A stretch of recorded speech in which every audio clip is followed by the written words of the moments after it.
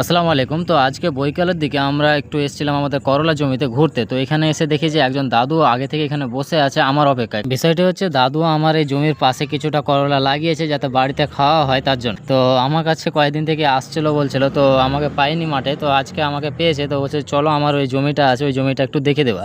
আমার কাছে আসার মূল কারণ হচ্ছে যে আমাদের যে এলাকায়, এই এলাকায় ধান ছাড়া কোনো লতা জাতীয় কেউ চাষ করে না। তো প্রথমত আমি এখানে করলা চাষ করেছি, তো আমার কাছে প্রথমত এসছে। আসার পর আমি তার জমিতে যাই, তার জমিতে গিয়ে দেখি যে আমাদের যে দাদু মানে করলা গাছগুলো লাগিয়েছে, সেই করলা গাছগুলো বেশ ভালোই হয়েছে। কিন্তু ব্যাপারটা হচ্ছে এখানে মাছি পোকার উপদ্রবটা বেড়ে গেছে। আর ব্যাপারটা হচ্ছে আপনি যে লতার কাটিংটা করতে হয় সেই কাটিংটা করেনি, যেহেতু মূলত বাড়িতে খাওয়ার জন্য সেরকম পরিচর্যা না করলেও চলে, কিন্তু গাছগুলো বেশ ভালোই হয়েছে। তো যাই হোক, আলহামদুলিল্লাহ আমি এখানে দাদুকে সবকিছু দেখিয়ে দিলাম যে কি কি করতে হবে। দাদুর কথা হচ্ছে যে আপনার করলা যেগুলো আছে সেই করলার সাইজগুলো ছোট হচ্ছে কেন? তো কারণ হচ্ছে যে এই করলাগুলো যেগুলো নিয়েছে সেগুলো ছোট সাইজেরই করলা, বড় না।